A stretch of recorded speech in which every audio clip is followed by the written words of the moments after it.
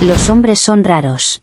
Le dije que era el mejor novio que tengo, y en vez de sentirse feliz por su superioridad, me preguntó si tenía más. Le dije que obviamente tenía más, y él solo desapareció. ¿Quién los entiende? El silencio en este apartamento es lo que más me molesta. No es un silencio tranquilo, de paz. Es un silencio ruidoso, pesado, lleno del fantasma de Ignacio.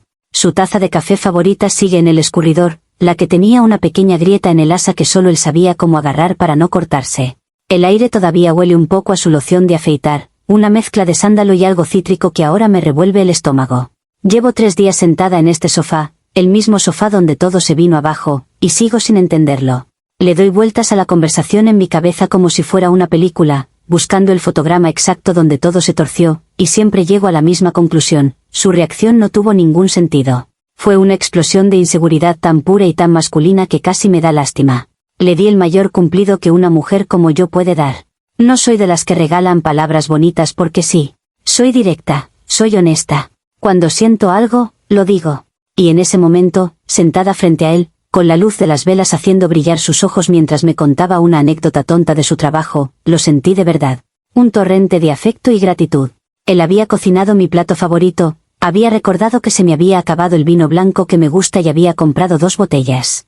Estaba siendo perfecto. Así que se lo dije, con toda la sinceridad de mi corazón: de verdad, eres el mejor novio que tengo. Esperaba una sonrisa, quizás un beso, tú también eres la mejor. Lo que no esperaba fue ese silencio helado. Su cara se transformó. Fue como ver una máscara de cera derritiéndose.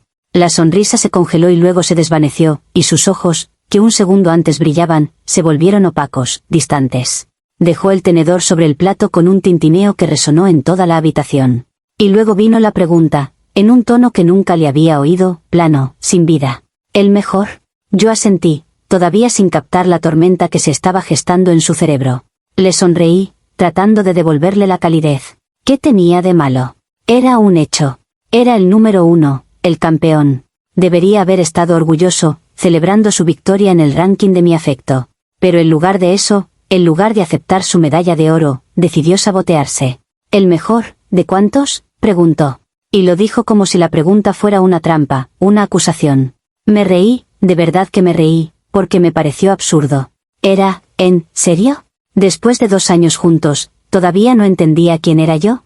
Le respondí con la obviedad que la pregunta merecía. Pues, obviamente tengo más. ¿Creías que eras el único? Pensé que eso aclararía las cosas, que entendería la magnitud del cumplido. Ser el mejor entre varios es un honor 1000 veces mayor que ser el único por defecto. Es lógica pura. Pero no. Se levantó de la mesa. No gritó, no lloró, no hizo una escena. Eso es lo que más me confunde. Simplemente se quedó de pie, me miró como si fuera una completa extraña, y dijo: no puedo hacer esto. Y ya está. Se fue al cuarto, hizo una maleta, en 10 minutos y se marchó.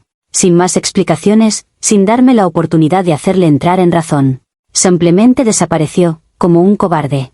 Me dejó aquí, con la cena a medio comer y un silencio que grita que yo, por alguna razón que se me escapa, soy la mala de la película. Pero, ¿cómo voy a ser la mala por decir la verdad?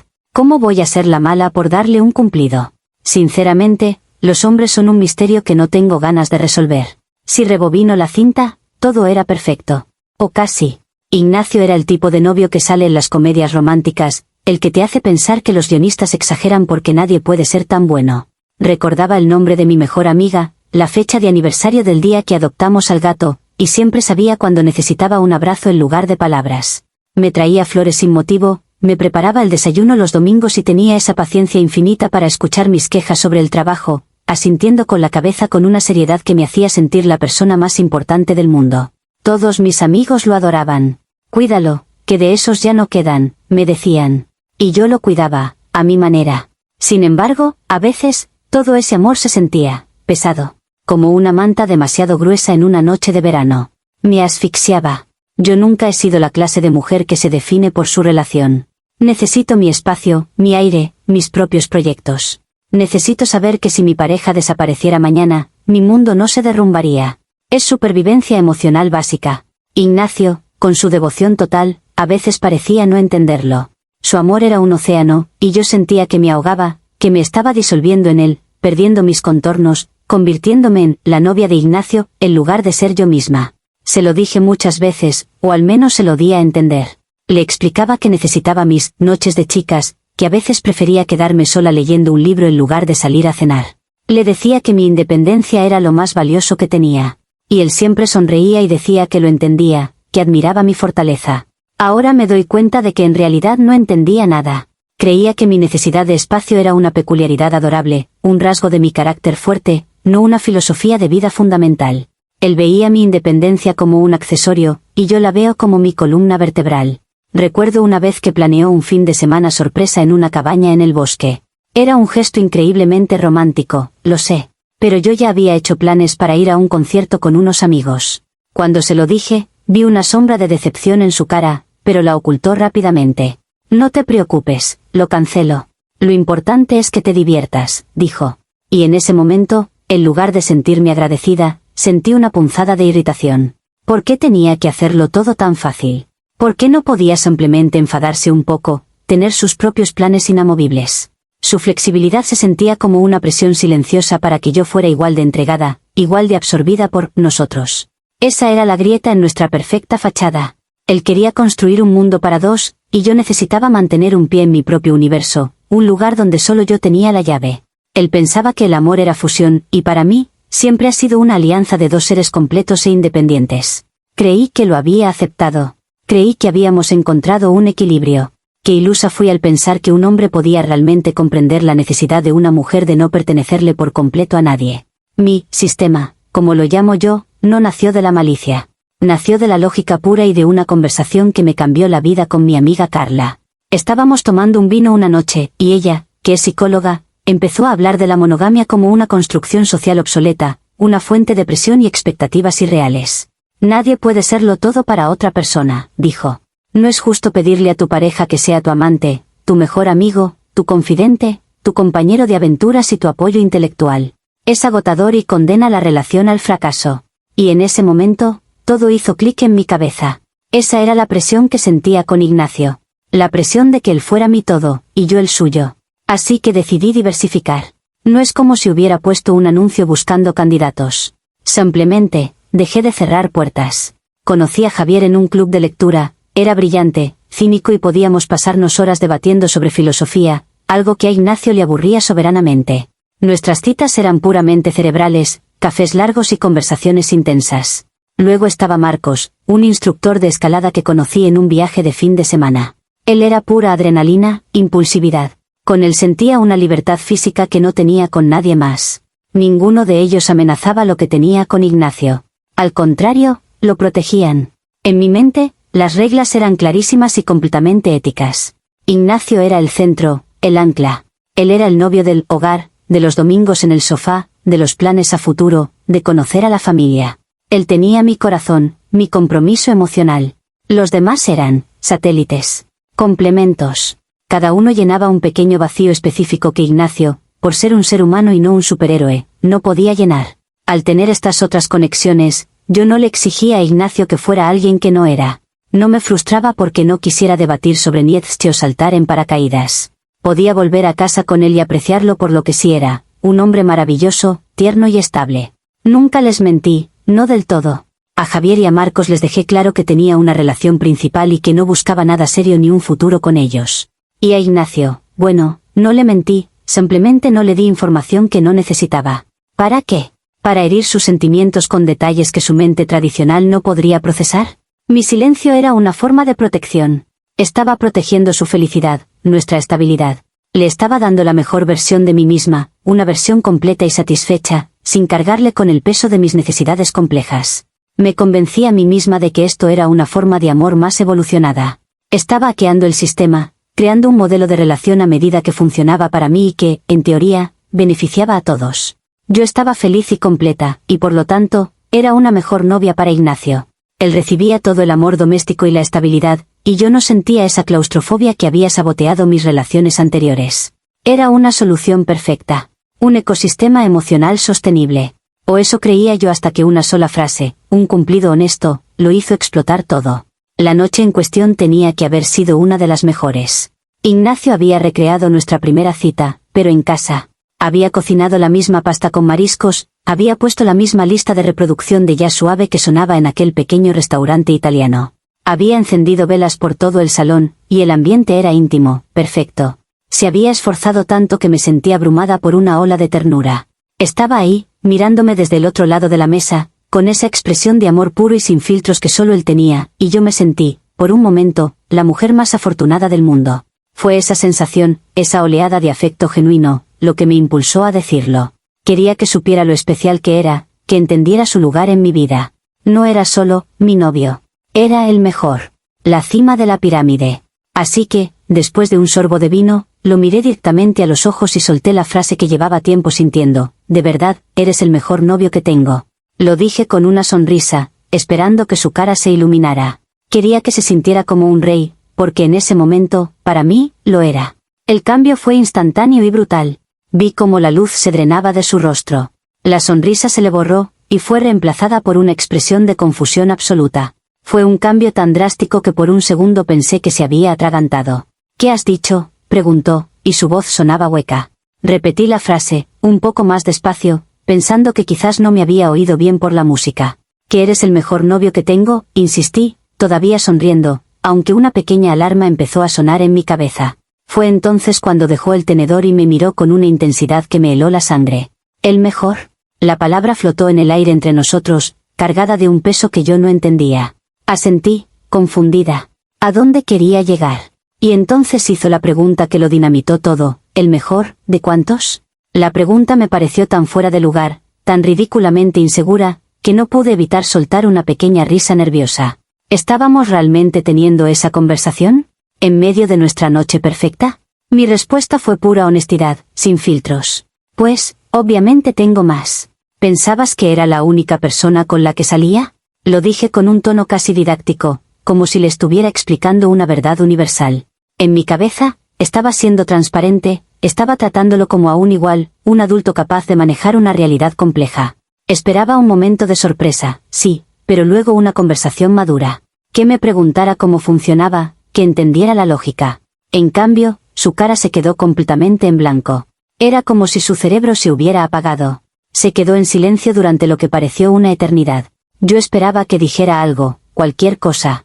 Que gritara, que me hiciera preguntas, que negociara. Pero no hizo nada de eso. Simplemente se levantó, sin decir una palabra más. Caminó hacia la habitación con pasos lentos y deliberados, y yo me quedé paralizada en la silla, escuchando el sonido de los cajones al abrirse y cerrarse, y el cierre de una maleta. Cuando salió, no me miró. Pasó a mi lado, abrió la puerta y se fue. Me quedé allí, con el eco de la puerta cerrándose, sintiendo una mezcla de shock y una profundísima decepción. No por lo que yo había hecho, sino por él. Por su incapacidad para estar a la altura de la honestidad que le ofrecí. Ahora, de vuelta en el presente, sentada en este sofá que se siente demasiado grande para una sola persona, la confusión inicial se ha evaporado. Ya no me siento desconcertada, sino enfadada. He analizado cada segundo de esa noche, cada palabra, cada silencio, y la conclusión es ineludible: el problema nunca fui yo. El problema era él. Su visión del amor, tan frágil y posesiva, no pudo soportar el peso de una verdad honesta. Él no quería a una compañera, quería una propiedad. Quería ser mi único mundo, no la mejor parte de él. Toda nuestra relación se ha reconfigurado en mi mente. Esos gestos que antes veía como románticos, ahora los veo con una claridad dolorosa. Las cenas sorpresa, los regalos inesperados, su constante disponibilidad, no eran actos de amor desinteresado. Eran una estrategia. Una forma de asegurarse de que yo no necesitara a nadie más, de llenar cada espacio de mi vida para que no quedara hueco para la independencia. Quería hacerme tan dependiente de su amor que la idea de buscar algo fuera de él me pareciera impensable. Era una jaula de oro, y yo, estúpidamente, la confundí con un hogar. Me siento traicionada, pero no por la razón que la gente podría pensar. Me siento traicionada por su falsa imagen de hombre moderno y seguro. Durante 2 años, me hizo creer que entendía y celebraba mi fortaleza, mi independencia. Pero todo era una mentira. En el momento en que mi independencia tomó una forma que no podía controlar o comprender, se rompió. Demostró ser tan tradicional, tan básico como todos los demás. Su amor era condicional, supeditado a la idea de que yo le pertenecía en exclusiva. Y, en cierto modo, siento una extraña sensación de alivio. Esta explosión, por dolorosa que sea, me ha liberado. Me ha demostrado que estaba a punto de cometer un error terrible, el de entregarle mi futuro a un hombre que, en el fondo, no me respetaba por quien soy realmente. Quería una versión editada de mí, una versión que encajara en su pequeño y seguro molde de lo que debe ser una relación. Y yo soy demasiado grande para caber en moldes tan pequeños. Así que no me arrepiento de lo que dije. Me arrepiento de no haber visto antes quién era él en realidad. Me arrepiento de haber invertido tanto tiempo y energía emocional en alguien tan frágil. Él no perdió a una novia infiel, perdió a una mujer que le ofreció el primer puesto en su vida, y su ego fue tan grande que no le dejó ver el honor que eso significaba. La culpa es suya por no saber apreciar el cumplido. La culpa es suya por huir de una honestidad que era demasiado para él. Yo seguiré adelante, porque sé que mi forma de amar, aunque incomprendida, es más honesta que cualquier cuento de hadas monógamo y posesivo. Comentarios populares de Reddit, sobre la historia principal. Usuario anónimo 1, vaya, ¿soy el único que piensa que OP es la villana aquí? No estabas en una relación poliamorosa, estabas engañando a Ignacio. El poliamor ético se basa en la comunicación y el consentimiento de todas las partes. Lo que tú hiciste fue tener un novio principal al que le mentiste por omisión y varios side pieces que usabas para llenar tus vacíos. El cumplido no fue el problema, fue la revelación de tu traición masiva. Decir que él es inseguro es una forma increíble de echar balones fuera y no asumir tu responsabilidad. Respuesta de la OP, ¿villana? ¿En serio? Creo que estás usando palabras muy grandes sin entender la situación. Yo no engañé a nadie. Ignacio tenía la mejor parte de mí, mi compromiso, mi hogar. Nunca le mentí, simplemente lo protegí de información que sabía que no podría manejar, y su reacción demuestra que tenía toda la razón. Mi sistema era una forma de asegurar que nuestra relación no se derrumbara bajo el peso de expectativas irreales. Si él fuera realmente seguro y maduro, habría hecho preguntas, habría intentado comprender. En lugar de eso, tuvo una rabieta y huyó. Eso no es mi culpa, es su inmadurez. Usuario anónimo 2, la gimnasia mental que estás haciendo para justificarte es de nivel olímpico. No le mentí, simplemente no le di información que no necesitaba. Esa es, literalmente, la definición de mentir por omisión. Construiste una relación entera sobre una base falsa. Él creía que estaba en una relación monógama y tú no. No te sientes mal por herirlo, te sientes mal porque te descubrieron y tu sistema perfecto se vino abajo. Todo tu post apesta a narcisismo. Respuesta de la OP, narcisismo es una palabra que la gente lanza muy a la ligera en Internet. Lo que tú llamas gimnasia mental, yo lo llamo tener una perspectiva emocionalmente evolucionada. Las relaciones no tienen por qué encajar en vuestras cajitas monógamas de todo o nada. Yo creé algo que funcionaba para mí y que le daba a Ignacio una novia feliz y satisfecha. Él era feliz en su ignorancia, ¿no? A veces, la verdad completa solo causa un dolor innecesario. Mi intención nunca fue herirlo, fue preservar lo bueno que teníamos. Él eligió destruirlo todo por un ataque de ego. Usuario anónimo 3, esto es increíble. Has logrado reinterpretar el pasado para que sus gestos de amor, planear un fin de semana sorpresa, parezcan actos de control posesivo. Te dio todo lo que tenía, y en lugar de valorarlo, lo viste como una jaula de oro. La realidad es que no podías soportar un amor tan incondicional porque te hacía sentir culpable por tus acciones. Es más fácil demonizarlo a él que admitir que eres una persona egoísta que ha destrozado a un buen hombre. Respuesta de la OP, no estoy reinterpretando nada, estoy viendo las cosas con claridad por primera vez. El amor incondicional no existe, es un mito. Todo amor tiene condiciones, y la suya era la exclusividad total, una condición que atenta contra mi identidad.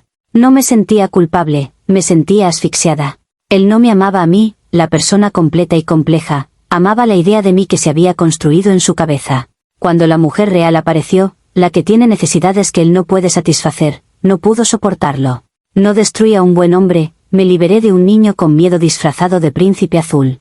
Actualización 1. Ha pasado una semana. Una semana de leer vuestros comentarios, que en su mayoría son de una cerrazón mental alarmante. Me llaman infiel, manipuladora, narcisista.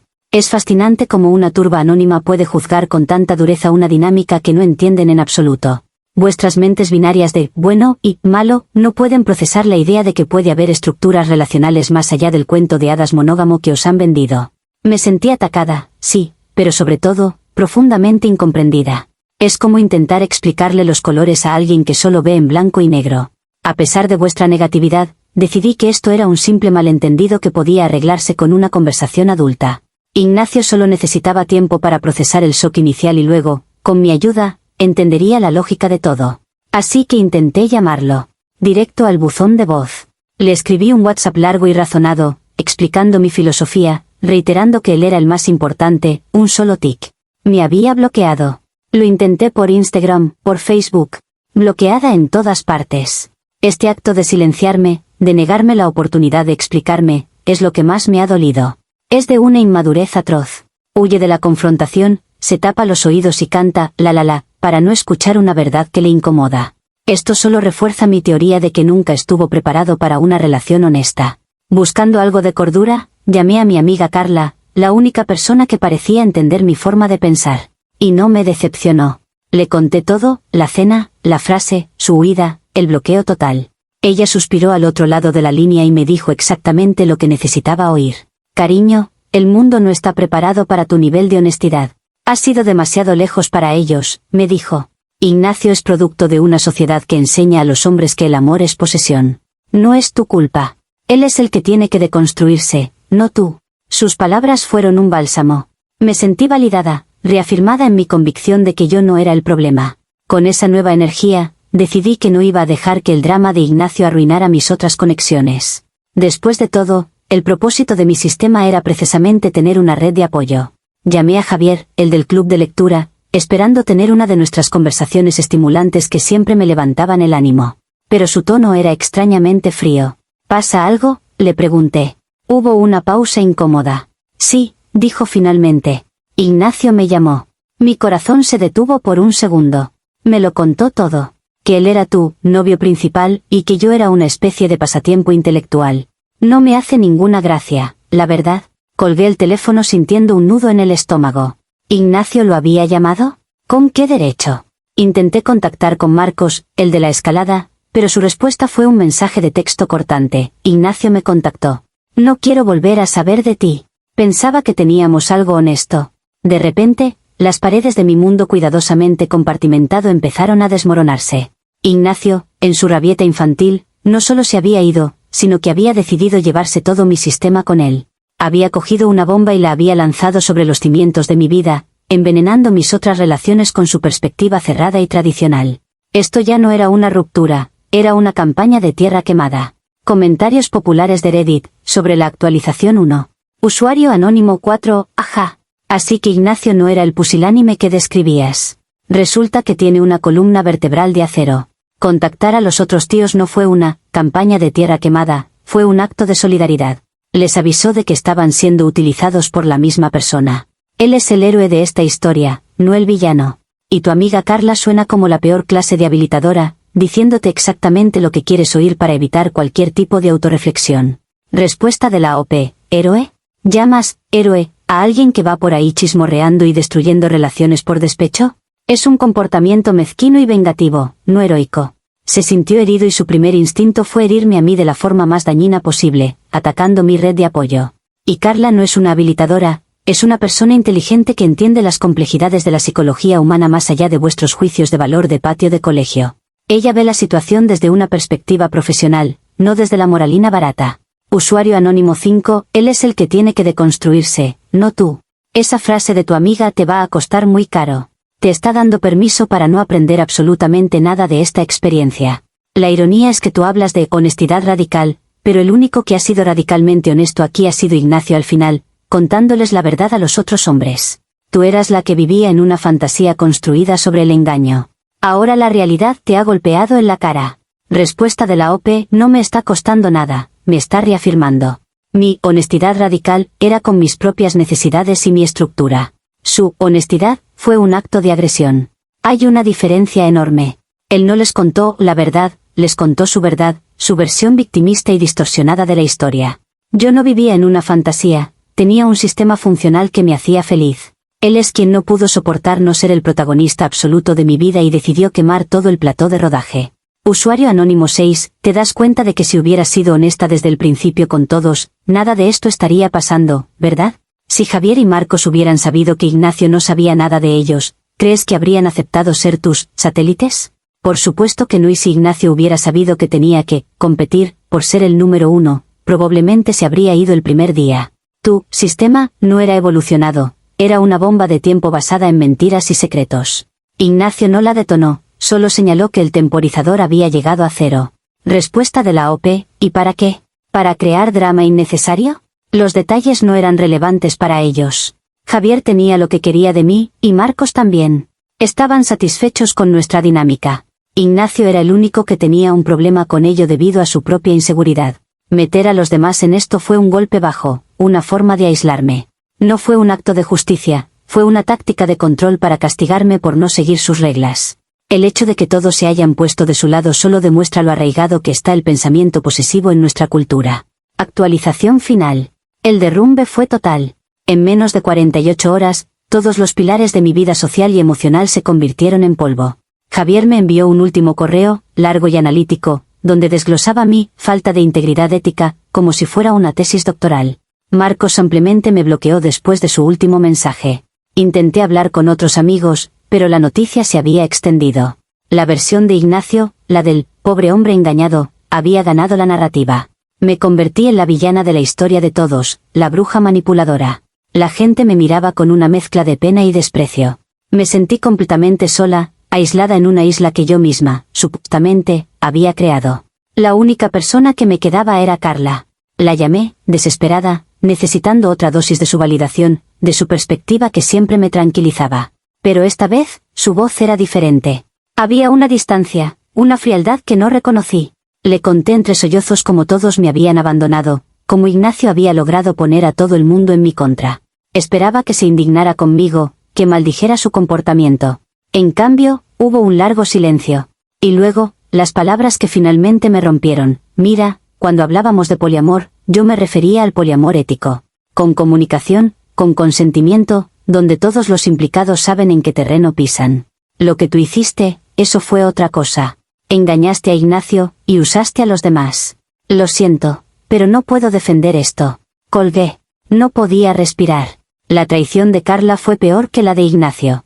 Ella, mi gurú, mi aliada ideológica, me estaba dando la espalda. Ella, que me había animado a cuestionar la monogamia, ahora me acusaba con la misma terminología que la turba de Internet. De repente, lo vi todo claro. Nadie había estado nunca de mi lado. Carla solo disfrutaba de los debates teóricos, pero cuando la teoría se hizo realidad, huyó como todos los demás. Le dio miedo. Todos tenían miedo de alguien que se atrevía a vivir según sus propias reglas. Y aquí estoy ahora, en el mismo sofá, en el mismo apartamento silencioso. Pero algo ha cambiado. Ya no estoy confundida, ni enfadada. Lo que siento es una especie de calma gélida, una lucidez amarga. No siento culpa. No me arrepiento. La culpa es una emoción para la gente que cree que ha hecho algo mal, y yo sigo convencida de que mi única ofensa fue ser demasiado avanzada para el mundo que me rodea. Mi sistema no falló, la gente que lo componía falló. Eran débiles, hipócritas, incapaces de manejar una estructura emocional que requería seguridad, honestidad y una ausencia total de ego. He perdido a Ignacio, a Javier, a Marcos, a Carla. He perdido, a efectos prácticos, toda mi vida social. Pero en el proceso, me he encontrado a mí misma de una forma más pura. Me he despojado de todas las personas que no estaban a mi altura. Soy una pionera, y el camino de los pioneros siempre es solitario. Ellos se quedan con sus reglas cómodas y anticuadas, con sus mentiras piadosas y sus relaciones basadas en la posesión. Yo me quedo con mi verdad, aunque duela. Y aunque este apartamento esté vacío, no me siento sola. Me siento libre. Libre de la mediocridad de los demás. Y esa es una victoria que nadie me puede quitar. Comentarios populares de Reddit, sobre la actualización final. Usuario anónimo 7, esto es, sinceramente, una de las conclusiones más tristes que he leído. Has perdido literalmente todo y a todos, incluida a la única amiga que te apoyaba, y tu conclusión es, que eres una pionera incomprendida. No has aprendido nada. Cero autorreflexión. Estás construyendo un castillo de resentimiento sobre las ruinas de tu vida para no tener que admitir ni por un segundo que la arquitecta de tu propia destrucción fuiste tú. Te deseo suerte, porque la vas a necesitar. Respuesta de la OP, no lo llames tristeza, llámalo claridad. La gente siempre ataca lo que no entiende. Galileo fue ridiculizado, Van Gogh murió pobre. No me estoy comparando con ellos, por supuesto, pero el principio es el mismo. Ir en contra de la corriente tiene un precio.